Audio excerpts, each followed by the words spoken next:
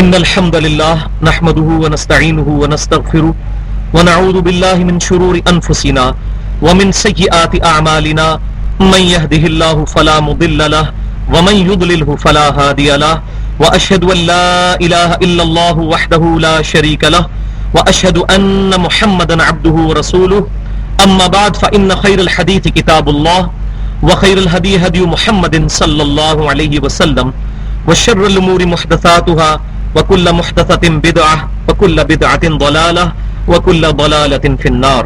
أعوذ بالله السميع العليم من الشيطان الرجيم من همزه ونفخه ونفثه. بسم الله الرحمن الرحيم. رب اشرح لي صدري ويسر لي أمري واحلل عقدة من لساني يفقهوا قولي. بسم الله الرحمن الرحيم. إن الله وملائكته يصلون على النبي يا أيها الذين آمنوا صلوا عليه وسلموا تسليما. اللهم صل على محمد وعلى آل محمد كما صليت على إبراهيم وعلى آل إبراهيم إنك حميد مجيد. اللهم بارك على محمد وعلى آل محمد كما باركت على إبراهيم وعلى آل إبراهيم إنك حميد مجيد. سورہ آل عمران کا نصف ثانی کا بھی دوسرا حصہ شروع ہے، اور میں نے پہلے بھی عرض کیا پچھلے درس میں کہ اب مسلسل 60 آیات غزوہ احد کی لائیو کمنٹری ہیں، جن میں سے کچھ آیات گزر بھی چکی ہیں،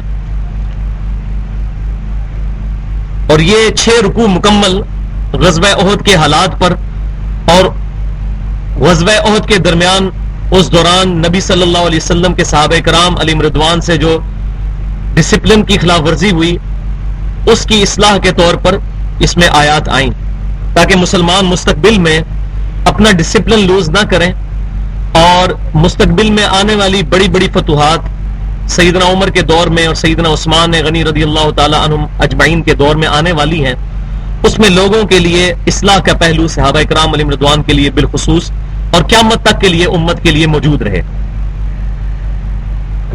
تو آیت نمبر 137 سے آج شروع کریں گے. 136 ہو چکی ہیں. بسم اللہ الرحمن الرحیم. قد خلت من قبلکم سنن فسیروا فی الارض. اب کافروں کو مخاطب کر کے کہا جا رہا ہے کہ ان سے پہلے بھی، اے کافروں تم سے پہلے بھی کتنی ہی قومیں گزر چکی ہیں. فسیروا فی الارض، تو سیر کر کے دیکھو زمین کے اندر. فانظروا کیف کان عاقبۃ المکذبین، کہ ہم نے کیسا انجام کیا ان لوگوں کا کہ جنہوں نے دعوت حق کو جھٹلایا. تو یہ جو مشرکین مکہ ہیں تعبیل خاص کے اعتبار سے تو ان کو پرٹیکولر ایڈریس کیا جا رہا ہے، کیونکہ جب مشرکین مکہ تجارت کے لیے شام کا سفر کیا کرتے تھے، اور ظاہر ہے کہ ان کا زیادہ تر سورس آف انکم جو ہے عرب کے لوگوں کا وہ تجارت پہ تھا، تو شام کے پاس اور مکہ شریف سے شام کی طرف جاتے ہوئے راستوں میں ان قوموں کے کھنڈرات دیکھا کرتے تھے جو آج بھی موجود ہیں، قوم عاد، قوم سمود، کہ جن کو اللہ تبارک و تعالیٰ نے اپنے اپنے نبیوں کی دعوت ٹھکرانے کی وجہ سے تباہ و برباد کیا. تو اللہ تعالیٰ فرماتا ہے کہ اللہ تعالیٰ کی سنت اس معاملے میں پہلے بھی گزری ہے. تم زمین میں سفر کر کے دیکھو کتنی ہی پہلے قومیں ہلاک ہوئی جنہوں نے اپنے نبیوں کی دعوت کو قبول نہیں کیا. ھذا بیان للناس، یہ قرآن لوگوں کے لیے بیان ہے. وہدی وموعظۃ للمتقین، اور اس میں ہدایت اور واعظ و نصیحت ہے پرہیزگاروں کے لیے. اور میں نے پہلے بھی بتایا کہ پرہیزگار سے مراد قرآن کے کانٹیکسٹ میں صرف یہ نہیں ہے کہ جو بندہ پریکٹسنگ مسلمان ہوگا، جو واقعی آخرت کی جواب دہی سے بچنا چاہے وہ پرہیزگار ہے، چاہے وہ کافر کیوں نہیں ہے، اس کو اللہ تعالیٰ ہدایت دے دے گا. قرآن کے شروع میں ہے ھدی للمتقین، قرآن ہدایت ہے پرہیزگاروں کے لیے. اس کا مطلب کافروں کے لیے ہدایت نہیں ہے. پھر اس قرآن کا کیا فائدہ ہوا اگر یہ صرف مسلمانوں کو پرہیزگاری، مسلمانوں کے جو پرہیزگار ہیں ان کے لیے ہدایت ہے، تو اصل تو ہدایت کافروں کو ضرورت ہے. تو متقی کا مطلب ہے، پرہیزگار کا مطلب ہے بچنے والا، جو واقعی زمین و آسمان کی ساری نشانیوں پر غور کر کے اپنے آپ کو دیکھ کر اور ان تمام فیکٹس کے ذریعے اس رزلٹ پہ پہنچ جائے کہ مجھے کسی نے بنایا ہے، میں بغیر بنائے کسی کے نہیں بنا. تو جس ہستی نے میری مرضی کے بغیر مجھے پیدا کیا وہ میرے ساتھ قیامت والے دن یا کسی آنے والے دن کچھ بھی کرنے پر قادر ہے. میں اپنی موت سے پہلے اس کو تلاش کروں اور اس کی رضا حاصل کرنے کی کوشش کروں. جس کے دل میں یہ تڑپ پیدا ہو گئی، تو آپ دیکھ لیں سیدنا سلمان فارسی رضی اللہ تعالیٰ عنہ آتش پرست تھے، آگ کی پوجا کرنے والے، ایران میں رہتے تھے، کہیں سے دعوت پہنچی یہودیت کی، الہامی دین لگا، تورات پڑھی، دل اٹریکٹ ہوا تو دعوت قبول کر لی، یہودی ہو گئے۔ کچھ عرصے بعد عیسائی راہبوں سے رابطہ ہوا تو انہوں نے بتایا کہ یہودیت کی جو اس وقت لیٹسٹ فارم ہے وہ عیسائیت ہے۔ انجیل جو ہے حضرت عیسیٰ علیہ السلام پر نازل ہوئی، عیسیٰ علیہ السلام موسوی دین کو ہی آگے لے کر چلے، موسوی دین کے مجدد کی شکل میں اور نبی بن کر اور رسول بن کر آئے، تو وہ عیسائی ہو گئے۔ پھر انہوں نے کہیں سے یہ خبر سنی کہ مکے کے اندر ایک شخصیت ہے محمد صلی اللہ علیہ وسلم، انہوں نے دعویٰ نبوت کیا ہے، تو انہوں نے عیسائی راہبوں سے یہ بات سن رکھی تھی جو کہ آج بھی انجیل میں گوسپل آف جان، یوحنا کی انجیل چیپٹر نمبر 14 باب نمبر 14 کے اندر، چیپٹر نمبر 14 کے اندر آج بھی نبی صلی اللہ علیہ وسلم کی پریڈکشن موجود ہے، اس وقت جو انجیل موجود ہے کہ عیسیٰ بن مریم کہتے ہیں کہ اے لوگوں، میں نے تم سے بہت کچھ کہنا ہے لیکن ابھی تم متحمل نہیں ان باتوں کو سننے کے، جب وہ ہستی دنیا میں تشریف لائیں گی وہ تمہیں وہ تمام باتیں سکھائیں گی، وہ اپنی خواہش نفس سے کچھ نہیں کہیں گے، وہ وہی کہیں گے جو اللہ تعالیٰ ان کو وہی فرمائے گا۔ اور یہ سیم آیت قرآن میں ہے، وما ينطق عن الهوى ان هو الا وحی یوحى، محبوب صلی اللہ علیہ وسلم اپنی خواہش نفس سے کچھ نہیں کہتے، یہ وہی کہتے ہیں جو اللہ تعالیٰ ان کو وہی فرماتا ہے۔ اور پھر گوسپل آف جان میں آگے چل کے آتا ہے کہ عیسیٰ بن مریم علیہ السلام کہتے ہیں کہ جب وہ ہستی دنیا میں تشریف لائیں گی دنیا میں میرا نام Roshan. Islam is the only non Christian believe on the face of earth which believes in Jesus Christ. Islam Christianity عیسائیت کے علاوہ واحد دین ہے جو عیسیٰ علیہ السلام کو نبی مانتا ہے۔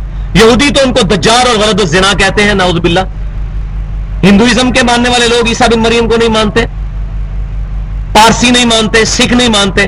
اسلام ہی وہ دین ہے جو نبی صلی اللہ علیہ وسلم کے ساتھ ساتھ عیسیٰ بن مریم اور تمام انبیاء پر ایمان لانے کا درس دیتا ہے۔ لا نفرق بین احد من رسلی، ایمان لانے میں کسی نبی پہ ہم فرق نہیں کرتے، مرتبوں کا فرق ہے لیکن ایمان لانے کے اعتبار سے جس طرح امام کائنات سید الاولین والآخرین شفیع المذنبین رحمت للعالمین سیدنا و مولانا امام اعظم محمد رسول اللہ صلی اللہ علیہ وسلم پر ایمان لانا ضروری ہے، بالکل اسی طرح اسی انٹینسٹی کے ساتھ عیسیٰ بن مریم علیہ السلام اور تمام نبیوں پر ایمان لانا ضروری ہے۔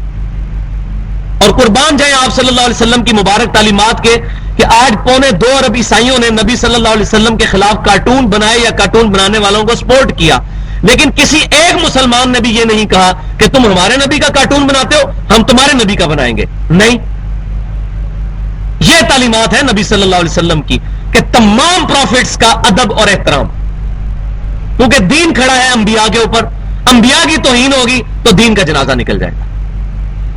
تو اللہ تبارک و تعالیٰ فرما رہا ہے کہ یہ پرہیزگاروں کے لیے جو واقعی بچنا چاہے۔ اب وہ آیت آ رہی ہے جو قرآن پاک میں اہم ترین آیت ہے خصوصاً آج کے مسلمانوں کے اعتبار سے، سورہ آل عمران کی 139 نمبر آیت، وَلَا تَهِنُوا وَلَا تَحْزَنُوا، مت ہمت ہارو اور غم مت کرو، وَأَنْتُمُ الْأَعْلَوْنَ إِن كُنتُم مُؤْمِنِينَ، تم ہی غالب رہو گے اگر تم مومن ہو۔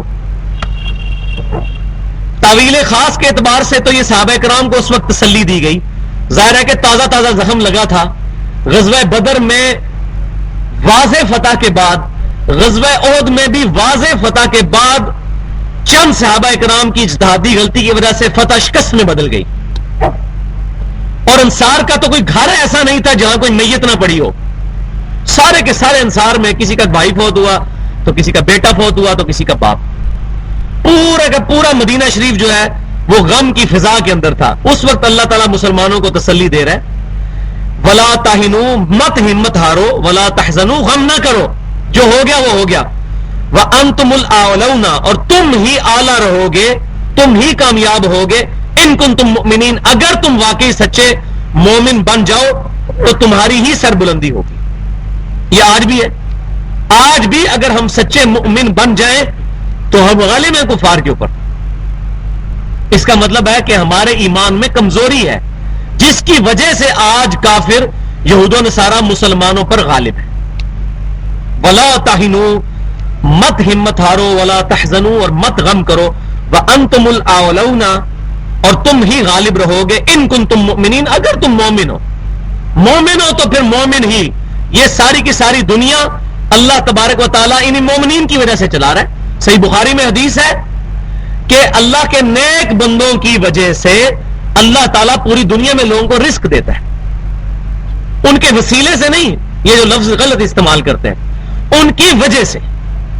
جیسے صحیح مسلم میں حدیث ہے کہ جب تک ایک بھی دنیا میں اللہ کا ذکر کرنے والا بندہ موجود ہے، مواحد، اللہ تعالیٰ قیامت قائم نہیں کرے گا۔ ایک مواحد کی بھی اتنی اہمیت ہے۔ اب یہ بدقسمتی ہے کہ لوگ یہ حدیثیں بیان کر کے تو اپنے اپنے فرقے کے بزرگوں کی طرف بلاتے ہیں، ان کی وجہ سے رزق مل رہا ہے۔ ان بزرگوں کی وجہ سے نہیں رزق مل رہا، یہ اللہ کو پتا ہے کہ کون مواحد اور کون اللہ تعالیٰ کی بارگاہ میں قابل قبول اور اللہ تعالیٰ کا ولی ہے، جس کی وجہ سے اللہ تعالیٰ یہ معاملہ کر رہا ہے۔ یہ ہم خود ولایت کی ڈگریاں نہیں لوگوں کو بانٹ سکتے، اور خصوصاً ان لوگوں کو کہ جو تلے ہوئے ہیں اپنی ذاتی تعظیم کروانے پر، اپنے ہاتھ اور پاؤں چمواتے ہیں خود کہہ کر، اپنے وضو کا جھوٹا پانی لوگوں کو پینے کے لیے دیتے ہیں، اور مثالیں دیتے ہیں نبی صلی اللہ علیہ وسلم کی، نعوذ باللہ من ذالک۔ نبی صلی اللہ علیہ وسلم کے جو مبارک تبرکات ہیں وہ تو حدیث سے ثابت ہے۔ صحیح بخاری میں حدیث ہے، کتاب الصلح چیپٹر کے اندر، صلح حدیبیہ کے موقع پر نبی صلی اللہ علیہ وسلم کے وضو کا پانی صحابہ کرام نیچے نہیں گرنے دیتے تھے، اپنے جسم پر ملتے تھے، تبرک حاصل کرتے تھے، لیکن کسی صحابی نے اس کو دلیل بنا کے اپنے تبرک کا پانی تابعین کو نہیں دیا۔ یہ تو نبی صلی اللہ علیہ وسلم کے لیے خاص ہے۔ بخاری اور مسلم کی متفق علیہ حدیث ہے، نبی صلی اللہ علیہ وسلم کے مبارک پسینے میں سے خوشبو آتی تھی۔ ہمارے پسینے سے بدبو آتی ہے، سیدنا ابوبکر کے پسینے سے بھی بدبو آتی ہے، ہم کیسے پروفٹ والا ٹائٹل لے سکتے ہیں؟ تو وہ مثالیں دے کر اس طرح کا پروٹوکول لینا سخت گستاخی ہے، اور پھر اپنے آپ کہتے ہیں ہم سے بڑا کوئی دنیا میں عاشق رسول ہی نہیں ہے۔ تو ہم کہتے ہیں محب رسول بنے، عاشق رسول نہ بنے۔ عاشق بازاری لفظ ہے، نٹوریس ورڈ ہے۔ عربی زبان میں عشق کہتے ہیں اس محبت کو جو شہوت کے ساتھ ہو۔ عشق بیوی سے ہو سکتا ہے، ماں کے ساتھ کسی نے نہیں کہا کہ مجھے میری ماں سے عشق ہے۔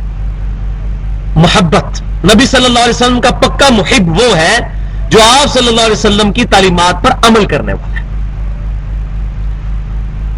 تو تم ہی غالب رہو گے اگر تم مؤمن ہو۔ ان یمسسکم قرح فقد مس القوم قرح مثلہ، اگر اے مسلمانوں آج تمہیں چوٹ لگ گئی ہے غزوہ احد میں، تو بالکل اس طرح کی چوٹ اس قوم کو اس سے پہلے لگ چکی ہے۔ یعنی غزوہ بدر میں کافروں کو بھی تو چوٹ لگی تھی، 70 ان کے سردار مارے گئے، 70 قید ہوئے، تو آج اگر 70 صحابہ شہید ہوئے ہیں تو تم اس وقت کو یاد کرو کہ اس وقت اللہ تعالیٰ نے تمہارا پلڑا بھاری کیا تھا، آج اگر ان کا پلڑا بھاری ہو گیا تو اس میں غم کرنے کی ضرورت نہیں، اپنی غلطیوں کی طرف توجہ کرو۔ وَتِلْكَ الْأَيَّامُ نُدَاوِلُهَا بَيْنَ النَّاسِ، اور یہ تو ہار جیت کے دن ہیں جو ہم لوگوں کے درمیان عدل بدل کرتے رہتے ہیں، کبھی ان کا پلڑا بھاری تو کبھی تمہارا بھاری۔ ایسا نہیں ہے کہ ہمیشہ تمہیں ہی فتوحات ملیں گی، جب کبھی تمہارا ڈسپلن لوز ہوگا تو اللہ تبارک و تعالیٰ کی طرف سے پھر وہ فتح والی جو خوشخبری ہے وہ تم پر پھر اپلائی نہیں ہوگی۔ وَلِيَعْلَمَ اللَّهُ الَّذِينَ آمَنُوا، اور اللہ تعالیٰ یہ معاملہ کیوں کرتا ہے؟ تاکہ اللہ تعالیٰ اس چیز کو واضح کر دے۔ لفظی ترجمہ ہے کہ اللہ تعالیٰ جان لے، لیکن یہ ترجمہ اردو لینگویج کے اعتبار سے غلط ہے۔ وجہ یہ ہے کہ اللہ کے تو علم میں پہلے ہی ہے، تو اس کا اپروپریٹ ٹرانسلیشن یہ بنے گی اللہ تعالیٰ واضح کر دے، لوگوں پر ظاہر کر دے، الذین آمنوا، ان لوگوں کو جو کہ ایمان لائے، وَيَتَّخِذَ مِنْكُمْ شُهَدَاءَ، اور وہ لوگ تم میں سے چن لے جن کو اس نے شہادت کے درجے پر فائز کرنا ہے۔ تو اللہ تعالیٰ فرماتا ہے کہ مسلمانوں پر اگر تکلیف آئی بھی ہے تو یہ بھی ستے خیر ہیں، شہید ہوگے اللہ تعالیٰ کی بارگاہ میں مرتبہ پاؤ گے، اور اللہ تعالیٰ اس کے ذریعے تمہارے ایمانی جوہر کو بھی نکھار رہا ہے، اور قتال میں تم سے جو غلطیاں ہوئیں اب ان غلطیوں سے سبق سیکھو گے، آئندہ آنے والی جنگوں میں تمہیں جو ہے وہ فائدہ حاصل ہوگا۔ اور اس کے بعد پھر الحمدللہ مسلمانوں نے پھر کئی سال تک کوئی بھی شکست نہیں کافروں سے کھائی۔ غزوہ خندق آیا، پھر صلح حدیبیہ کا موقع آیا، فتح مکہ کا موقع آیا، غزوہ حنین کا موقع آیا، پھر سیدنا عمر کے دور میں ایران فتح ہوا، اسی طریقے سے سیدنا عثمان غنی کے دور میں جو ہے وہ پھر رشیا فتح ہوا رضی اللہ عنہم اجمعین. تو یہ فتوحات کی پھر ایک چین شروع ہوئی ہے جو 300 سال تک چلی ہے پھر مسلمانوں کا دی بیسٹ دور. لیکن وہ لرننگ یہیں سے ہوئی ہے. تو اللہ تعالیٰ نے یہ ظاہر کرنا چاہا کہ ایمان والوں کو ظاہر کرے اور تم میں سے کچھ کو شہداء کے طور پر چن لے. واللہ لا يحب الظالمین. لیکن اللہ تعالیٰ ظالموں کو دوست نہیں رکھتا. کہیں تمہارے ذہن میں یہ وسوسہ نہ آئے کہ اللہ تعالیٰ نے جو آج ابو سفیان اور اس کی فوج کو فتح دی ہے تو شاید اللہ تعالیٰ اب ان کی طرف ہو گیا, کیونکہ انہوں نے کہنا شروع کر دیا تھا یہ کہ دیکھو آج اللہ ہمارے ساتھ ہے تبھی تو مسلمانوں کو شکست ہوئی. تو اللہ تعالیٰ ہمارا ایسی بات نہیں ہے, اللہ تعالیٰ ان کے ساتھ نہیں. اللہ تعالیٰ نے تو کیٹاگوریکل اپنا فیصلہ سنا دیا ایز اے یونیورسل ٹروتھ. واللہ لا يحب الظالمین. ظالموں سے اللہ کوئی محبت نہیں کرتا. اور سب سے بڑا ظلم کیا ہے؟ ان الشرک لظلم عظیم. سورہ لقمان آیت نمبر 13. سب سے بڑا ظلم شرک ہے. اور کفار مکہ وہ شرک کرتے تھے, اللہ تعالیٰ کیسے اسے محبت کر سکتا ہے؟ وَلِيُمَحِّصَ اللَّهُ الَّذِينَ آمَنُوا. اللہ تعالیٰ نے اس سے یہ بھی ارادہ فرمایا کہ ایمان والوں کے جوہروں کو نکھارے. ان کا یہ جو ایکسپیرینس ہوا ہے اس کی وجہ سے وہ قتال کے معاملے میں جو ان سے غلطیاں ہوئی ان سے سبق سیکھیں. الذین آمنوا, جو ایمان لائے, وَيَمْحَقَ الْكَافِرِينَ, اور کافروں کو مٹا دے. اب کافروں نے جو اس وقت ہوشیار بازی سے کام لیا وہ ساری چیزیں مسلمانوں پر ایکسپوز ہوئی اور آئندہ جنگوں میں پھر مسلمانوں نے اس کا خیال رکھا, جس میں سب سے بڑی بات جو میں نے پچھلی دفعہ عرض کی تھی کہ نبی صلی اللہ علیہ وسلم کا پرسنل مشورہ یہی تھا کہ مدینے میں رہ کر ڈیفینس آف مدینہ کیا جائے, باہر نہ نکلا جائے کیونکہ ہم تعداد میں کم ہیں. لیکن وہ چند جوشیلے نوجوان تھے انصار کے جنہوں نے کہا نہیں یا رسول اللہ ہمیں تو شہادت چاہیے, باہر نکل کے لڑیں گے. پھر نبی صلی اللہ علیہ وسلم نے ان کے مشورے کا پاس رکھا اور پھر اس سے اگلی جنگ جب آئی غزوہ خندق, اس میں پھر نبی صلی اللہ علیہ وسلم کے مشورے پر ہی عمل کیا گیا کہ مدینہ شریف کے گرد خندق کھودی گئی. اس کی لائیو کمنٹری پھر سورۃ الاحزاب میں آئے گی جا کے. اور وہ پھر اس کے بعد اللہ تبارک و تعالیٰ نے فتوحات کی ایک چین شروع کر دی اور مسلمانوں نے پھر الحمدللہ کچھ عرصے کے اندر پورے عرب کے پینسلونا کے اندر جو ہے وہ پورے کے پورا جو ٹرائنگل ہے عربی کی عرب کی اس کے اوپر مسلمانوں کا دین جو ہے وہ غالب ہو گیا بہت تھوڑے عرصے کے اندر. تو اللہ تبارک و تعالیٰ فرما رہا ہے کہ اس کے ذریعے ہم نے مسلمانوں کے ایمان والوں کے جوہر نکھارے اور کافروں کو مٹانے کا ارادہ کیا ہے. ام حسبتم ان تدخلوا الجنہ, کیا تم لوگ یہ گمان کر رہے ہو کہ تم جنت میں داخل ہوگے؟ ولما يعلم الله الذين جاهدوا منكم, حالانکہ ابھی اللہ تعالیٰ نے جانچا ہی نہیں ہے کہ تم میں سے کون لوگ اللہ کی راہ میں جہاد اور کوشش کرنے والے ہیں, قتال کرنے والے ہیں. یعنی پریکٹیکلی جب تک ان تمام تکلیفوں سے نہیں گزرو گے تو کیسے پتا چلے گا کہ کون سا جو ہے وہ مجنو صحیح مجنو ہے, کون سا دودھ پینے والا مجنو ہے. واقعی جب انسان پر تکلیف آتی ہے پھر ہی پتا چلتا ہے کہ کون اپنے رب کے لیے قربانی کرنے کے لیے تیار ہے. تو اللہ تعالیٰ فرما رہا ہے کہ تم نے یہ گمان کر لیا تھا ہم تمہیں جنت جو ہے مفت میں ہی بانٹ دیں گے اور تمہاری آزمائش نہیں کریں گے. وَلَمَّا يَعْلَمِ اللَّهُ الَّذِينَ جَاهَدُوا, حالانکہ اللہ تعالیٰ نے ابھی تک تو آزمایا ہی نہیں تھا تم میں سے کون لوگ اللہ کی راہ میں قتال اور جہاد اور کوشش کرتے ہیں. مِنْكُمْ وَيَعْلَمَ الصَّابِرِينَ, اور کون لوگ ہیں جو تکلیف پر صبر کرنے والے ہیں. اب یہ نہ ہو کہ اس تکلیف کی وجہ سے ایمان ہی چھوڑ دو یا صبر کا دامن چھوڑ دو اور نوح اور ماتم کرنا شروع کر دو, ایسا نہ ہو. وَلَقَدْ كُنْتُمْ تَمَنَّوْنَ الْمَوْتَ مِنْ قَبْلِ, اور اے مسلمانوں اس سے پہلے تو تم موت کی تمنا کرتے تھے خود ہی. چند جوشیلے نوجوانوں نے تو حضور صلی اللہ علیہ وسلم کو مشورہ دیا تھا کہ ہم احد کے میدان میں آگے بڑھ کے جا کے کافروں سے لڑیں گے. تو تمہاری ہی پرسنل خواہش کے اوپر یہ سارے معاملات ہوئے. اس وقت تو تم بڑا جوش دکھا رہے تھے کہ ہمیں موت, شہادت کی موت چاہیے. ان تلقوا, کہ تم ملاقات کرو اس سے موت سے, اس سے پہلے تم تمنا کر رہے تھے. فقد رأیتموہ وانتم تنظرون, تو اب تم نے دیکھ لیا موت کو اور تمہارے بالکل سامنے تھی, تم اپنی موت کو دیکھ رہے تھے. یعنی موت کی تمنا کرنا تو آسان ہے لیکن پریکٹیکلی جب موت سامنے آتی ہے تو یہ بہت بڑا تجربہ ہوتا ہے. جیسے بخاری اور مسلم میں متفق علیہ حدیث ہے, ایک شخص نے بہت سے کافروں کو قتل کیا اور نبی صلی اللہ علیہ وسلم نے فرمایا کہ یہ دوستی ہے. صحابہ کرام کہتے ہیں ہم حیران ہوئے کہ اتنے کافروں کو یہ قتل کر رہا ہے جنگ کے اندر, یہ دوستی ہے. اس کو اتنے زخم آئے کہ زخموں کی تاب نہ لا کر اس نے خودکشی کر لی, والعیاذ باللہ. ایک صحابی کہہ رہے ہیں میں اس کے ساتھ ساتھ تھا، جب میں نے یہ منظر دیکھا تو انہوں نے نعرہ لگایا صدقتا یا رسول اللہ، یا رسول اللہ آپ نے سچ کہا تھا، اس نے تو خودکشی کر کے دوزخ کما لی ہے۔ تو نبی صلی اللہ علیہ وسلم نے فرمایا بلال اٹھو اور اعلان کر دو کہ آخرت کا دار و مدار ایمان پر ہے، خاتمہ بالایمان پر آخرت کا دار و مدار ہے، اور بعض اوقات اللہ تعالیٰ فاسق شخص سے بھی دین کا کام لے لیتا ہے۔ فاسق شخص سے کتنے فاسقوں سے اللہ تعالیٰ نے دین کا کام لیا۔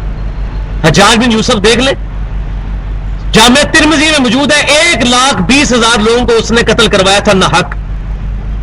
اور صحیح مسلم میں حدیث ہے، اسما بنت ابی بکر کہا کرتی تھی ہم نے نبی صلی اللہ علیہ وسلم سے یہ بات سنی تھی بنو ثقیف میں ایک ظالم پیدا ہوگا، حجاج تو ہے وہ ظالم، اور پوری امت کا اجماع ہے کہ حجاج جو ہے ظالم شخص تھا، لیکن اللہ نے اس فاسق شخص سے بھی کام لیا، قرآن پاک میں اعراب لگوائے، اور بلکہ انڈیا پاکستان میں جو اسلام آیا محمد بن قاسم کو اسی نے بھیجا تھا یہاں پر۔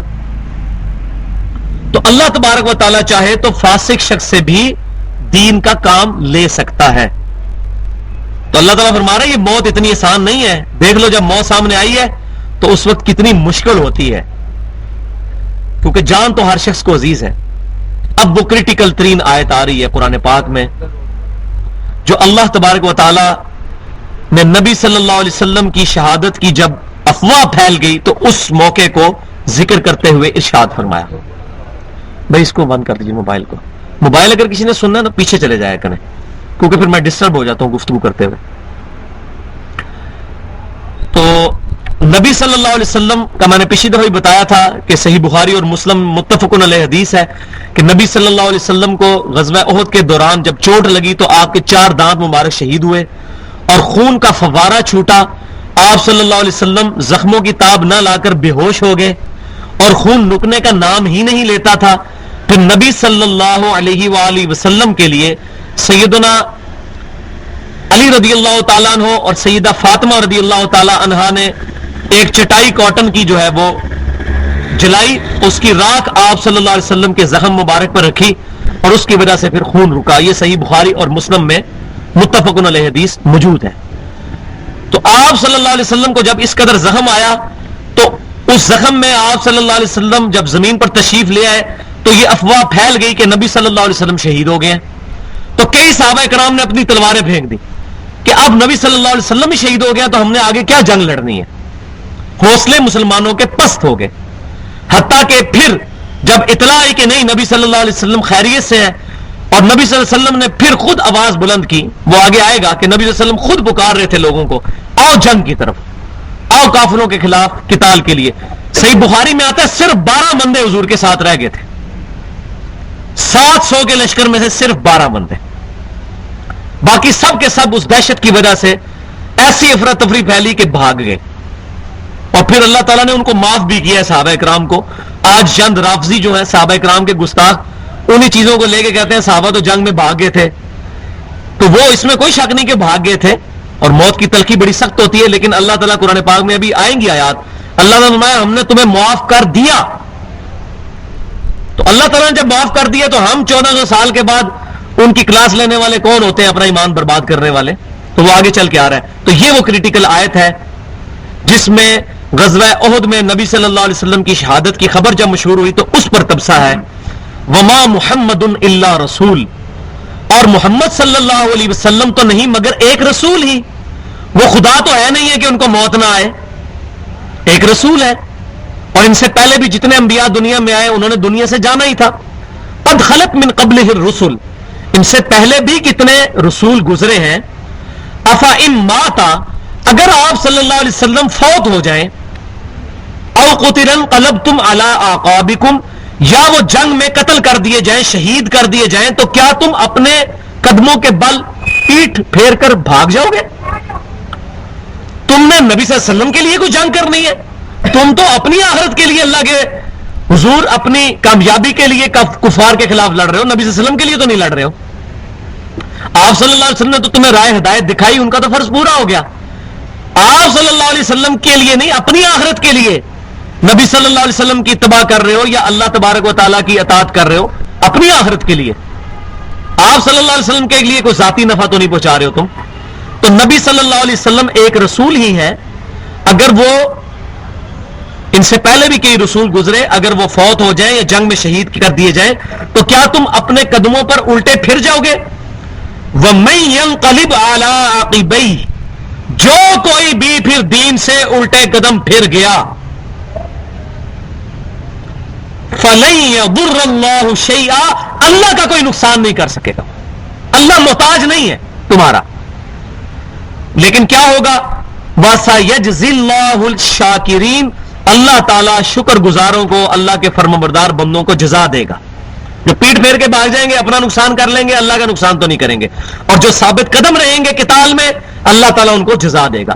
اور یہی وہ آیت ہے جو صحیح بخاری میں کتاب المغازی میں نبی صلی اللہ علیہ وسلم کی وفات کا جو باب موجود ہے، اس میں سیدنا ابوبکر صدیق رضی اللہ تعالیٰ عنہ کا جو پہلا خطبہ تھا آپ صلی اللہ علیہ وسلم کی وفات کے بعد، یہی آیت آپ رضی اللہ تعالیٰ عنہ نے تلاوت کی تھی۔ صحیح بخاری کتاب المغازی، نبی صلی اللہ علیہ وسلم کی وفات کا چیپٹر۔ سیدنا عمر رضی اللہ تعالیٰ عنہ غم سے اتنے نڈھال ہوئے کہ انہوں نے تلوار اٹھا لی اور کہا کہ جو شخص یہ کہے گا کہ نبی صلی اللہ علیہ وسلم فوت ہو گئے ہیں، میں اس کی گردن اتار دوں گا۔ ان کی اجتہادی غلطی تھی، یہ نہیں تھا جس طرح یہ بعض لوگ توحید کے نشے کے اندر آ کے بیان کرتے ہیں، جی صحابی نو بھی غلطی لگ سکتی ہے، غلطی نہیں تھی لگی ہوئی ان کو۔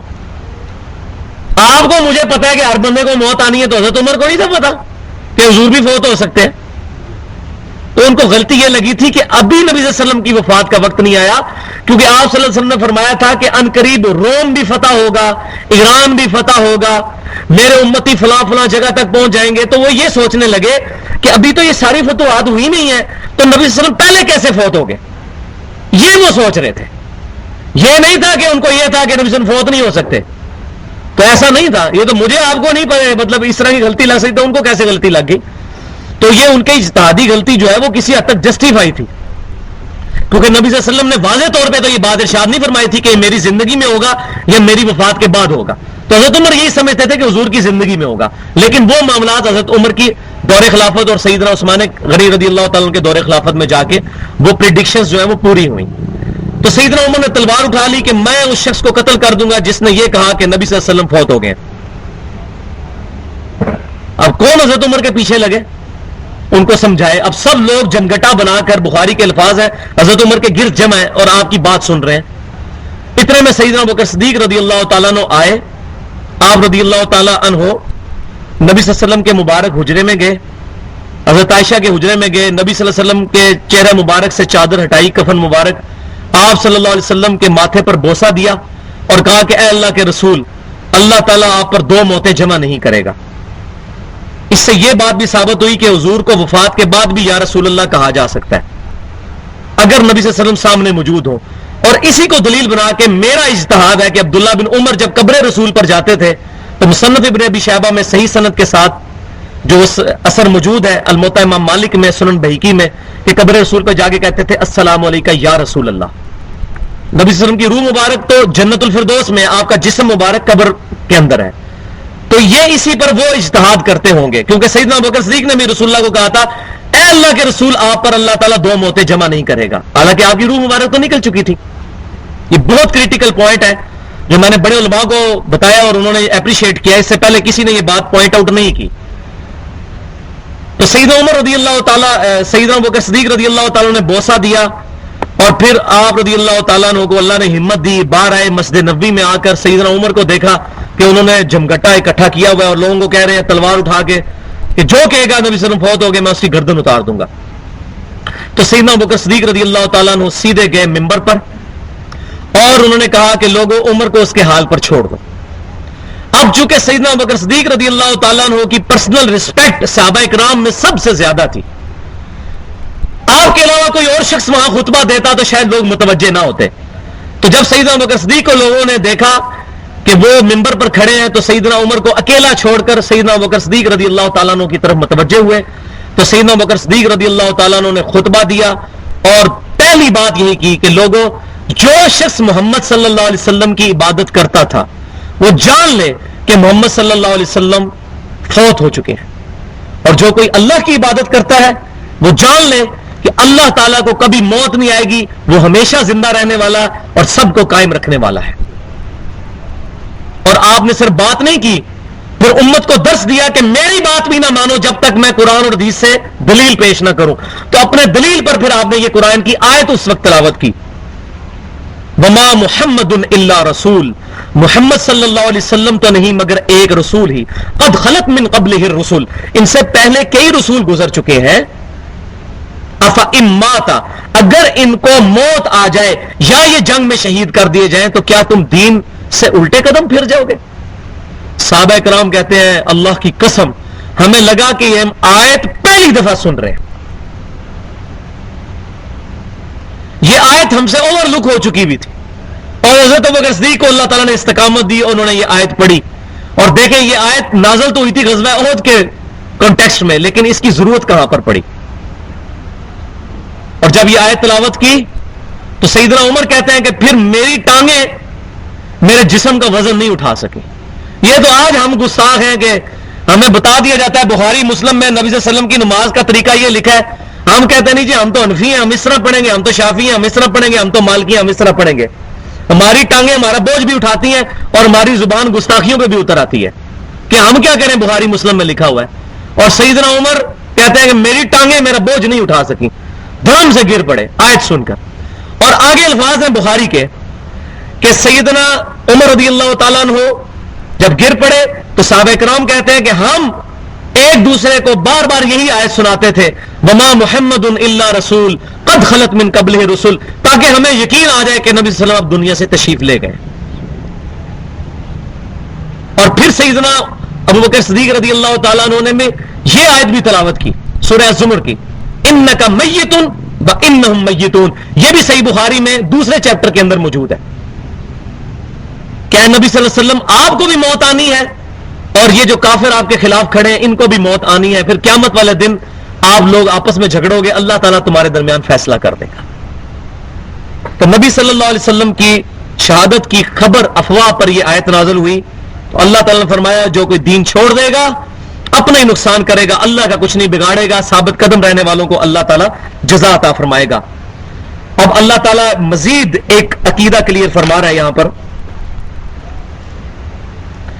ایک میں بات عرض کر دوں, یہاں میں نے نبی صلی اللہ علیہ وسلم کی برزخی حیات کو ایڈریس نہیں کیا, وہ میں سورۃ البقرہ کی آیت نمبر 154 ولا تقولوا لمن يقتل في سبيل الله اموات کے تحت آدھے پونے گھنٹے کا لیکچر ریکارڈ کروا چکا ہوں, تو آپ وہ سن سکتے ہیں. وہاں میں نے ڈیٹیل سے بتایا کہ حیات النبی کا عقیدہ ہم بھی مانتے ہیں, اہل سنت کا اجماعی عقیدہ ہے حیات النبی پر وفات کے بعد, لیکن اہل سنت یہ کہتے ہیں کہ نبی صلی اللہ علیہ وسلم اپنی قبر مبارک میں برزخی حیات کے ساتھ زندہ ہے, جس زندگی کا ہمیں شعور نہیں.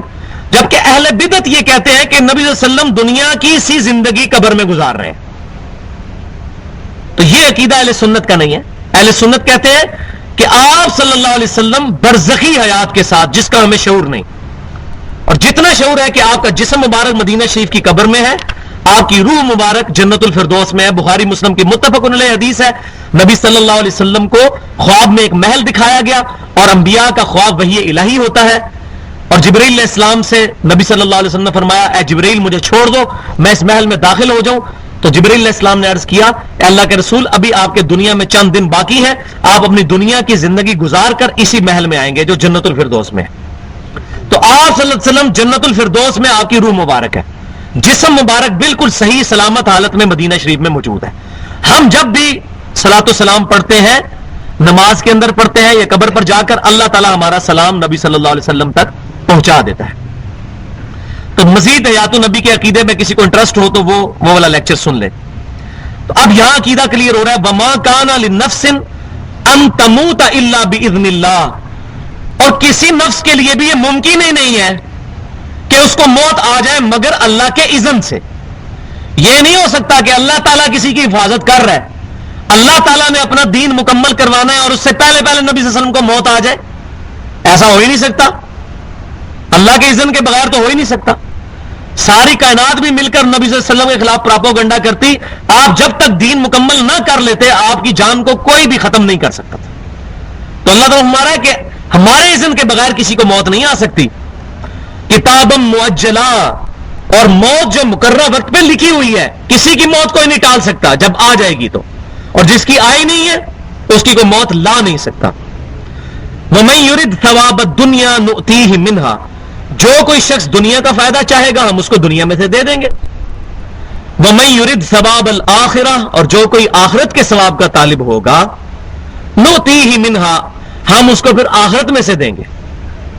اس کا یہ مطلب نہیں کہ دنیا اللہ سے طلب نہیں کی جا سکتی، مراد یہ کہ صرف دنیا نہ طلب کی جائے، جو سورہ بقرہ میں پہلے گزر چکا ہے کہ اللہ کے نیک بندے کہتے ہیں ربنا آتنا فی الدنیا حسنہ وفی الآخرۃ حسنۃ وقنا عذاب النار. اور بخاری اور مسلم کی متفق علیہ حدیث ہے کہ نبی صلی اللہ علیہ وسلم کی اکثر دعا جو ہے وہ یہی ہوا کرتی تھی. تشہد میں بھی آپ یہ دعا پڑھتے تھے ربنا آتنا فی الدنیا حسنہ وفی الآخرۃ حسنۃ وقنا عذاب النار. اے اللہ ہمیں دنیا میں بھی بہتریاں عطا فرما، بھلائیاں، اور آخرت میں بھی عطا فرما. اور آخرت کی سب سے بڑی بھلائی یہ ہے کہ ہمیں عذاب دوزخ سے، آگ کے عذاب سے بچا. وَسَنَجْزِي الشَّاكِرِينَ، اور ہم انقریب بدلہ دیں گے شکر گزاروں کو. وَكَأَيٍّ مِّن قَبْلٍ وَكَأَيٍّ مِّن نَبِيٍّ قَاتَلَ مَعَهُ رِبِّيُّونَ كَثِيرٌ، اور کتنے ہی انبیاء گزرے ہیں کہ جو ربیین تھے، ربیون تھے، اللہ والے تھے، رب والے تھے، ربانی تھے، جو اپنے انبیاء کی دعوت قبول کرنے والے صحابہ تھے، انہوں نے اپنے نبیوں کے ساتھ مل کر اللہ کی راہ میں قتال کیا. فما وہنوا لما اصابہم فی سبیل اللہ، تو انہوں نے اللہ کی راہ میں جو تکلیفیں اٹھائیں ان کے اوپر صبر کیا اور اس سے ان کی ہمت نہیں ٹوٹی. ایسا نہیں ہوا فما وہنوا، انہوں نے ہمت نہیں ہاری، لما اصابہم فی سبیل اللہ، جو ان کو تکلیفیں پہنچی تھی اللہ کی راہ میں.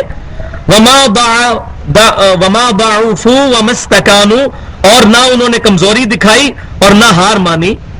ایسے اللہ والے رہے ہیں انبیاء کرام علیہ السلام کے ساتھ، جو مسلسل انبیاء کرام کے ساتھ رہے. ایسا نہیں کہ سارے ہی تھے، بعض لوگ بھاگ بھی جاتے تھے، لیکن جو پکے ساتھ لگے ہوئے تھے انہوں نے انبیاء کرام کا ساتھ دیا، انہوں نے ہمت نہیں ہاری.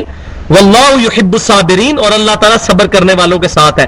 یہ صحابہ کرام کی تربیت کی جا رہی ہے کہ آپ سے پہلے بھی صحابہ کرام جو گزرے تھے اپنے اپنے انبیاء کے دور میں انہوں نے اپنے نبیوں کا ساتھ دیا تھا. اگر ابھی یہ تکلیف کا وقت آیا ہے تو یہ ہمیشہ کے لیے نہیں ہے، ہمت نہ ہارو. غزوہ احد میں اگر یہ تکلیف پہنچی ہے تو یہ عارضی ہے، ابھی تو فتوحات کا ایک سلسلہ شروع ہونے والا ہے. وما کان قولہم الا ان قالوا، اور ان کا کوئی بھی گفتگو نہیں ہوتی تھی سوائے اس کے اللہ کی طرف رجوع کرتے تھے. قالوا ربنا اغفر لنا ذنوبنا واسرافنا فی امرنا، اے رب ہمارے گناہوں کو بخش دے، جو ہم سے زیادتیاں ہوئیں اور جو ہم سے جو ہے وہ غلطیاں ہوئی، اسراف اور زیادتی ہوئی ہمارے کاموں میں، وہ بھی بخش دے. وثبت اقدامنا، اور ہمارے قدموں کو مضبوط کر. وانصرنا علی القوم الکافرین، اور کافروں کے مقابلے میں ہماری مدد فرما. اور یہ اس طرح کی ملتی جلتی دعا آ چکی ہے جب طالوت کی جنگ ہوئی تھی جالوت کے ساتھ. سموئیل نبی جو تھے تورات میں ڈیٹیل سے موجود ہے، سورۃ البقرہ میں پارہ نمبر 2 کے اینڈ پہ طالوت اور جالوت کی جنگ کا ذکر گزر چکا ہے. تو وہاں جو طالوت کے ساتھی تھے انہوں نے یہی دعا کی تھی، اے رب ہم پر صبر انڈیل دے اور کافروں کے مقابلے میں ہماری مدد فرما. 313 تھے وہ غالب آئے، غزوہ بدر میں بھی 313 تھے غالب آئے. تو اللہ تعالیٰ فرما رہے ہیں کہ اب تم اس معاملے میں اللہ تعالیٰ سے یہی دعا کرو کہ جو ہم سے غلطیاں ہو گئی اس جنگ میں وہ ہماری غلطیاں اللہ تعالیٰ معاف کر دے، اور آئندہ کے لیے اللہ تعالیٰ ہمیں ثابت قدم رکھے کفار کے مقابلے میں. فآتاہم اللہ ثواب الدنیا، تو اللہ تعالیٰ نے ان کو دنیا میں تو اجر دیا، وحسن ثواب الآخرہ، اور آخرت کا بھی اجر ان کا باقی ہے. دنیا میں اللہ تبارک و تعالیٰ نے ان کا نام روشن رکھا. دیکھ لیں موسیٰ علیہ السلام کو دنیا سے گزرے ہوئے کتنے ہزار سال گزر چکے ہیں. ابراہیم علیہ السلام کو تقریباً 5000 سال ہو چکے ہیں، موسیٰ علیہ السلام کو تقریباً 3500 سال گزر چکے ہیں، عیسیٰ علیہ السلام کو تقریباً 2000 سال گزر چکے ہیں. آج بھی ہم ان کا نام احترام سے لیتے ہیں. تو اللہ تعالیٰ نے ان کو دنیا میں بھی اجر عطا فرمایا. واللہ یحب المحسنین، اور اللہ تعالیٰ محبت کرتا ہے احسان کی روش اختیار کرنے والوں کی. اور احسان درجہ احسان میں نے پچھلی دفعہ بتایا حدیث جبرائیل میں بخاری اور مسلم میں، جو نیکی کے سمم بونم کی طرف جاتا ہے، جو ایمیلون کارٹ کی فلسفی کے اندر ہائیسٹ گڈ، جو شخص بھی ہائیسٹ گڈ کی طرف جاتا ہے اس کو کہتے ہیں محسن. پہلا درجہ ہے اسلام، پھر ایمان، اور سب سے اوپر درجہ ہے احسان. تو جو احسان کی روش اختیار کرتا ہے اللہ تعالیٰ اس سے محبت کرتا ہے. اور ہمیں دنیا میں جس طرح ترقی کرنے کی خواہش ہے، آخرت کے معاملے میں بھی مزید آگے سے آگے بڑھنا چاہیے. اپنے اعمال میں، کردار میں، اذکار میں. یہ نہیں ہے کہ ہم پیچھے ہی پیچھے جائیں جی ایک وطر بھی ہو جاتا ہے، کون کہنا نہیں ہوتا، ہو جاتا ہے. لیکن صحیح بخاری کتاب الوطر کا چیپٹر کھولیں، تابعی کہتے ہیں کہ میں نے صحابہ کرام علیہم رضوان کو ہمیشہ سے 3 رکعت وطر پر ہی پایا ہے، البتہ ایک پڑھنے میں بھی حرج نہیں. اور بخاری اور مسلم کی متفق علیہ حدیث ہے کہ نبی صلی اللہ علیہ وسلم رمضان ہو یا غیر رمضان 11 رکعت پڑھتے تھے. 8 رکعت ہوتی تھی تہجد یا تراویح کی اور 3 وطر. تو آپ کا عمومی عمل 3 وطر تھا، ایک بھی ہو جاتا ہے. لیکن احسان کی روش اختیار کریں، 3 وطر پڑھیں، 5 پڑھیں، 7 پڑھیں، 9 پڑھیں، 11 تک پڑھیں، رمضان کے علاوہ بھی. تو احسان کی طرف جانے کی کوشش کریں، یہ ڈنگ ٹپاؤ کام نہ کریں. کام تو ہو جائے گا لیکن احسان کی روش اختیار کریں گے جس طرح ہم دنیا میں کہتے ہیں کہ جی مزید بہتر ہو جائے، اس سے مزید بہتر ہو جائے، اس سے مزید بہتر ہو جائے، اور نئے نئے موبائل کنیکشن بدلتے رہتے ہیں، اس سے مزید سستا کوئی مل جائے، میرے پیسے بچ جائیں. تو اسی طرح ہمیں آخرت کی نیکیاں بھی جوڑنی چاہیے جس طرح دنیا کی ہم کرنسی جوڑتے ہیں. آخرت کی کرنسی کیا ہے؟ نیکیاں. یا ایھا الذین آمنوا، اے ایمان والو، ان تطیعوا الذین کفروا، اگر تم کافروں کی پیروی شروع کر دو گے. اب کیا ہوا تھا؟ کافروں نے اب جب وہ ظاہر ہے کہ ان کو فتح نصیب ہوئی تو اب انہوں نے باتیں کرنی شروع کر دی کہ جی واپس آ جاؤ ساڈے مذہب وچ، تسی ساڈے دین وچ واپس آ جاؤ. تک لو ہے جناب 4 دن دی چاندنی تھی، ختم ہو گئی. نبی صلی اللہ علیہ وسلم کی دعوت جو ہے وہ دیکھیں غزوہ بدر میں کامیابی ہوئی. بڑے دعوے کرتے تھے یہ کہ اللہ تعالیٰ کی مدد آئے گی، اب دیکھ لو کوئی مدد نہیں آئی اور شکست ہو گئی ہے. اب دیکھ لو، آپ اس کا انجام دیکھ لو اس شکست کی صورت میں. تو یہ دعوت تو عنقریب ختم ہونے والی ہے، معاذ اللہ استغفر اللہ. اس طرح کی افواہیں انہوں نے پھیلانی شروع کر دی. تو جو کمزور ایمان والے لوگ تھے، جو تھوڑے دل والے تھے، ان کے دلوں میں بھی وسوسے آنے لگ پڑے. اور دلوں کے وسوسے ظاہر ہے اس پہ تو کنٹرول کوئی نہیں ہے جب تک زبان پہ نہ لایا جائے. گرفت بھی نہیں. بخاری مسلم کی متفق علیہ حدیث ہے کہ نبی صلی اللہ علیہ وسلم نے فرمایا اللہ تعالیٰ نے میری امت سے دل کے خیالات کی معافی کر دی ہے جب تک زبان پر نہ لائے.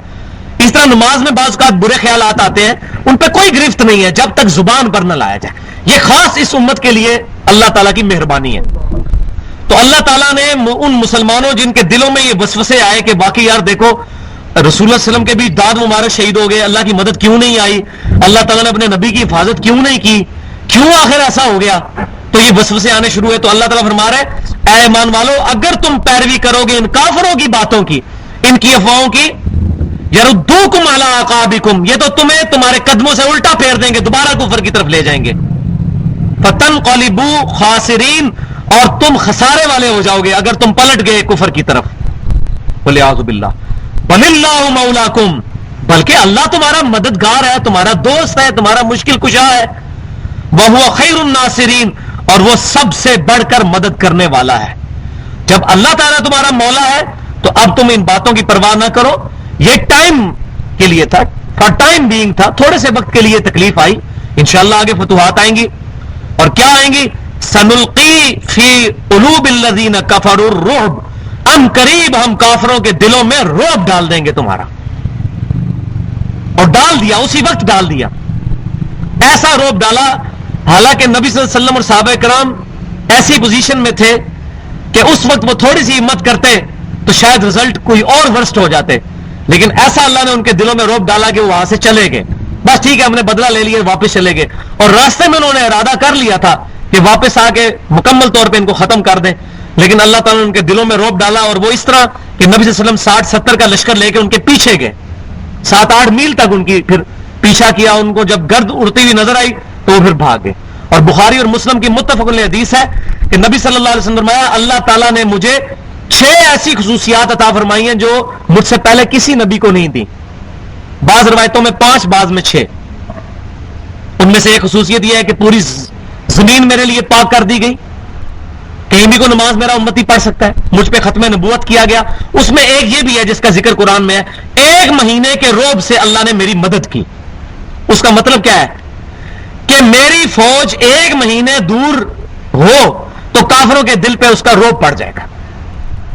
یہ اللہ تعالیٰ نے اس امت کو فضیلت دی ہے جو پرانے انبیاء کرام علیہ السلام کی امتوں میں یہ فضیلت نہیں تھی. تو اللہ تعالیٰ فرما رہے ہیں ان قریب ان کافروں کے دلوں میں ہم رعب ڈال دیں گے. کیوں؟ بما اشرکو، ان کی شرک کی وجہ سے. کیونکہ مشرک تو ہوتا ہی بزدل ہے، موحد جو ہے وہ بہادر ہوگا، تو اللہ تعالیٰ ہمارا ان کے شرک کی وجہ سے ہم تمہارا روب ڈال دیں گے. وَلَمْ يُنَزِّلْ بِهِ سُلْطَانًا, وہ شرک کر رہے ہیں جس کی ہم نے کوئی سند نازل نہیں کی ہے, اپنی مرضی سے انہوں نے نام رکھے ہوئے ہیں. اور یہ ہمارے پاکستان انڈیا میں بھی یہی ہو رہا ہے. قرآن کی آیت پڑھتے ہیں صراط الذین انعمت علیہم, اور پھر سامنے جو اپنے حضرت صاحب بیٹھے ہوتے ہیں کہتے ہیں یہ دیکھیں آپ ان پہ اللہ کا انعام ہوا ہے. بھئی وہ صراط الذین انعمت علیہم جن کی سرحد اتری ہے وہ تو صرف صحابہ ہیں رضی اللہ عنہم ورضوا عنہ, صحابہ اہل بیت جن پر تیرا انعام ہوا. الفاظ ہے ہوا, ہوگا نہیں. ہوگے والے جو لوگ ہیں وہ تو ہمیں پتہ ہی نہیں کون ہے, کیونکہ بریلویوں کے بزرگوں کو دیوبندی کہتے ہیں کہ یہ مشرک ہے, دیوبندیوں کے بزرگوں کو بریلوی کہتے ہیں کہ یہ گستاخ رسول ہے. یہ دونوں مل کے کہتے ہیں اہل حدیث انگریزوں کی پیداوار ہے, اہل حدیث ان کے بزرگوں کو غلط کہتے ہیں. ادھر تو ہر فرقہ دوسرے کے بزرگوں کو غلط کہہ رہا ہے, تو ہم کس کو ولی مانے اور کس کو ہم کہاں جائیں, کس دیوار کے ساتھ سر پھوڑیں. ہاں صحابہ کرام اہل بیت ان پر تو اجماع ہے کہ وہ اللہ کے اولیاء اللہ ہیں. تو اللہ تبارک و تعالیٰ فرما رہا ہے کہ یہ شرک کر رہے ہیں, اس چیز کی پیروی کر رہے ہیں جس کی ہم نے کوئی سند نازل نہیں کی ہے.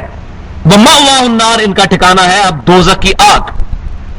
وَبِئْسَ مَثْوَى الظَّالِمِينَ, اور ان ظالموں کا کتنا ہی برا ٹھکانہ ہے. یہ سب سے بڑا ظالم کون؟ ان الشرک لظلم عظیم, شرک سب سے بڑا ظلم ہے. وَلَقَدْ صَدَقَكُمُ اللَّهُ وَعْدَهُ إِذْ تَحُسُّونَهُمْ بِإِذْنِهِ. اب یہ بہت کریٹیکل بات آ رہی ہے. اللہ تعالیٰ بتاتا ہے بے شک اللہ تعالیٰ نے اپنا وعدہ سچ کر دکھایا تھا احد کے میدان میں بھی, جب تم قتل کرتے جا رہے تھے کافروں کو. اللہ نے تو فتح دے دی تھی. اللہ نے جو اپنے نبی سے وعدہ کیا تھا کہ میں فرشتوں کے ذریعے 3000 فرشتوں سے مدد کروں گا, تو اللہ تعالیٰ نے مدد کر دی تھی. کافر تو بھاگے تھے غزوہ احد میں, لیکن غلطی کس کی؟ تمہاری. وہ آگے آ رہا ہے.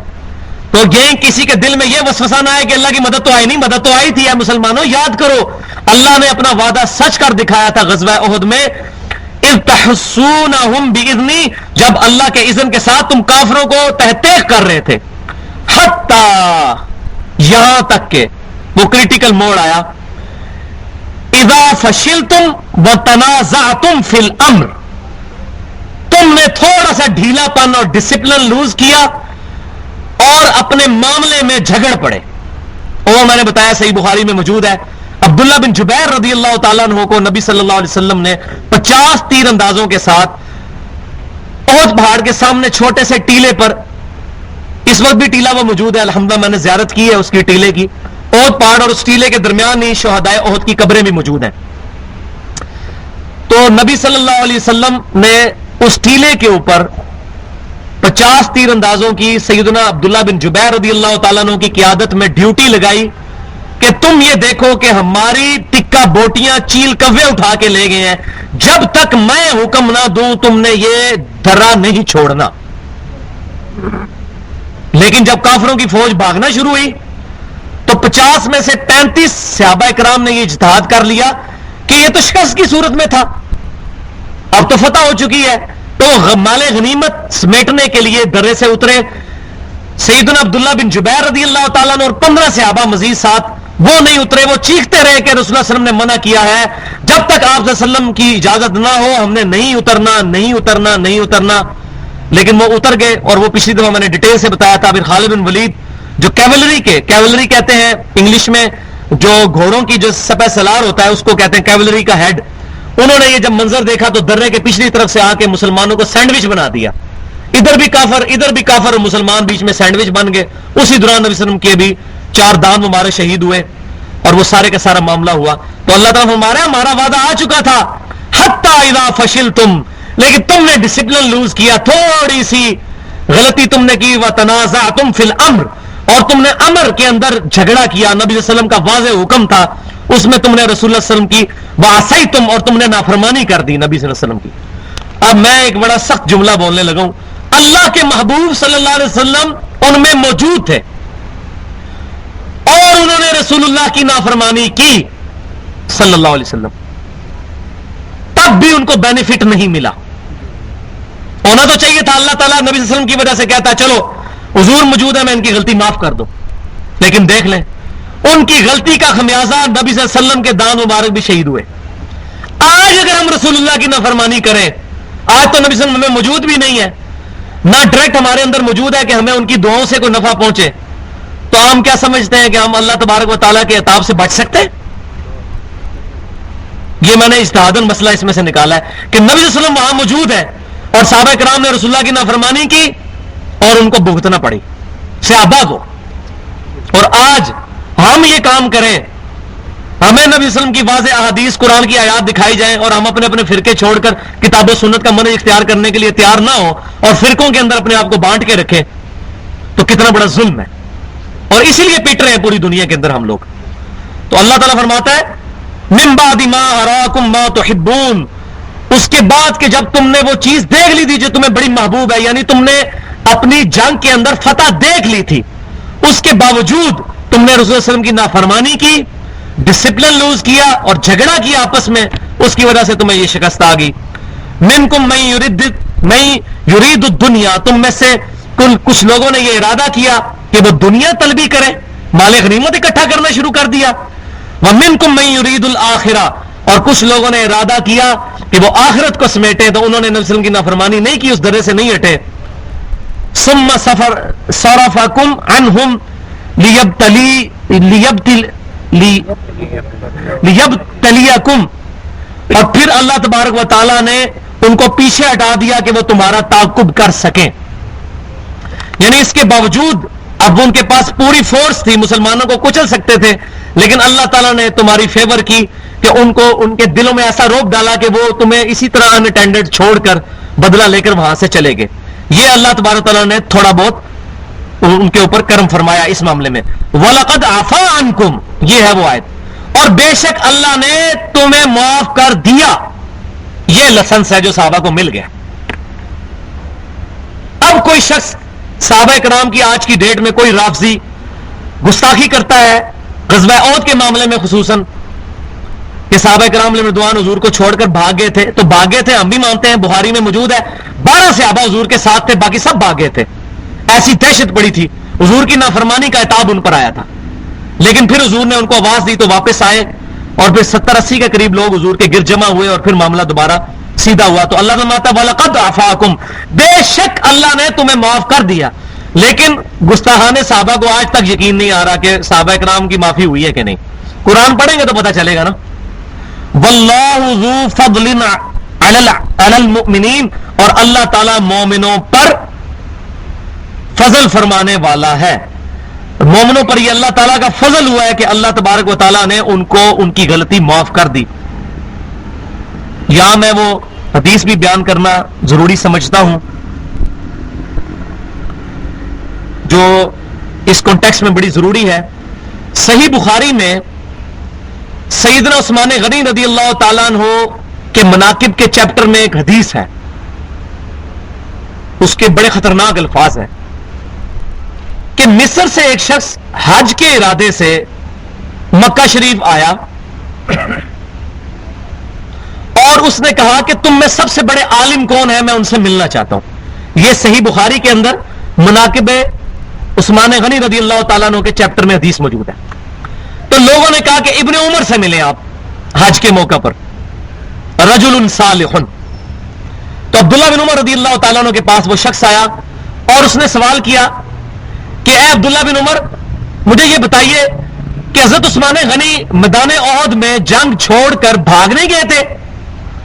تو حضرت عبداللہ بن عمر نے کہا ہاں ایسا ہی ہوا تھا۔ پھر اس نے کہا کہ حضرت عثمان غنی رضی اللہ تعالیٰ عنہ غزوہ بدر میں بھی حضور کے ساتھ شریک نہیں ہوئے تھے؟ تو انہوں نے کہا ایسا ہی تھا۔ پھر اس نے کہا کہ حضرت عثمان غنی رضی اللہ تعالیٰ عنہ بیعت رضوان جس کا ذکر قرآن میں موجود ہے کہ 1400 صحابہ نے حضور کی بیعت کی تھی، اس بیعت میں بھی شامل نہیں تھے؟ تو ابن عمر نے کہا کہ ہاں ایسا ہی تھا۔ انہوں نے کہا اللہ اکبر، یعنی وہ گستاخ تھا نا صحابہ کرام کا کہ دیکھو تینوں کی تینوں باتیں صحیح ثابت ہوئی۔ تو عبداللہ بن عمر نے کہا رک جا ادھر، ان باتوں کے جواب بھی لے جا، یہ تو نے باتیں کی ہیں نا، اس کے جواب بھی اپنے ساتھ لے جا، اپنے مصر والوں کو بھی جا کے بتا۔ تو نے پہلی بات کی تھی کہ غزوہ احد میں حضرت عثمان غنی بھاگ گئے تھے میدان جنگ چھوڑ کر، تو بھاگ گئے تھے، لیکن تو نے قرآن نہیں پڑھا۔ اللہ تعالیٰ نے وَلَقَدْ عَفَا عَنْكُمْ، اللہ نے ان کو معاف کر دی ہے، اللہ نے ان کی معافی کر دی ہے، تو کون ہوتا ہے اس کے اوپر گرفت کرنے والا؟ اور دوسری بات تو نے یہ کہی کہ نبی صلی اللہ علیہ وسلم کے ساتھ غزوہ بدر میں بھی حضرت عثمان غنی موجود نہیں تھے، تو سن، نبی صلی اللہ علیہ وسلم کی بیٹی حضرت رقیہ رضی اللہ تعالیٰ عنہ جو حضرت عثمان غنی کی بیوی تھی، وہ سخت بیمار تھی. حضور صلی اللہ علیہ وسلم نے خود حضرت عثمان غنی کو اجازت دی تھی کہ غزوہ بدر میں شریک نہ ہو اور حضرت رقیہ کی جو ہے وہ تیمارداری کریں، تو حضور کی اجازت سے وہ میدان بدر میں نہیں آئے تھے. اور تیسری بات تو نے کی کہ بیعت رضوان کے موقع پر وہ موجود نہیں تھے. تو سن، ہم میں سب سے بڑھ کر معزز شخص عثمان غنی تھا. رسول اللہ صلی اللہ علیہ وسلم نے ان کو اپنا نائب بنا کر مکہ شریف میں بھیجا تھا، اور آپ صلی اللہ علیہ وسلم نے حضرت عثمان غنی رضی اللہ تعالیٰ عنہ کے بارے میں فرمایا تھا کہ یہ عثمان کا ہاتھ ہے. عثمان کے بیعت پر حضور نے اپنے ہاتھ کو عثمان کا ہاتھ قرار دیا، اور آپ صلی اللہ علیہ وسلم نے ان کی بیعت لی تھی، اور حضور کے ریپریزنٹیٹو بن کے وہ مکے، وہ سب سے معزز شخص صلح حدیبیہ کے موقع پر، بیعت رضوان کے موقع پر ہے ہی عثمان غنی تھے. تو اس کا پھر چہرہ لٹک گیا اور کہا کہ یہ لے اور اب یہ لے کے واپس جا، جو تو نے بات کی نا، اب اس کو جس طرح میں آج پنجابی میں کہتا ہوں یہ لے پھکی، یہ پھکی پھر دی حضرت ابن عمر نے ان کو، یہ پھکی لے جا تاکہ تیرا ہاضمہ ٹھیک ہو جائے، جو تو نے حضرت عثمان غنی کے بارے میں یہ بکواسات کیے تھے. دیکھیں اس نے کس طرح چیزیں ترتیب سے اکٹھی کی ہوئی تھی، اور پھر کس طرح ماشاءاللہ سیدنا عبداللہ بن عمر رضی اللہ تعالیٰ عنہ نے خلیفہ ثالث سیدنا عثمان غنی رضی اللہ تعالیٰ عنہ کا دفاع کیا. تو یہ اس کانٹیکسٹ کے اندر میں یہ بتا رہا ہوں آپ کو کہ یہ یہاں پر میں نے اس کو بیان کرنا ضروری سمجھا تاکہ اس معاملے میں جو بد عقیدگی پھیلی ہوئی ہے وہ لوگوں میں کلیئر ہو جائے. انشاءاللہ تعالیٰ اسی آیت پہ ہی اس کو مکمل کرتے ہیں اپنے درس کو. اگلی بار مزید آگے جو آیات آ رہی ہیں کہ نبی صلی اللہ علیہ وسلم ان کو بلا رہے تھے اور کیا کچھ ہوا غزوہ احد کے اندر مزید، وہ انشاءاللہ اگلے درس میں، کیونکہ ٹائم پورا ہو چکا ہے. محفل سے اٹھنے کی دعا ہے. سبحانک اللہم و بحمدک، اشہد ان لا الہ الا انت، استغفرک و اتوب الیک، وما علینا الا البلاغ المبین.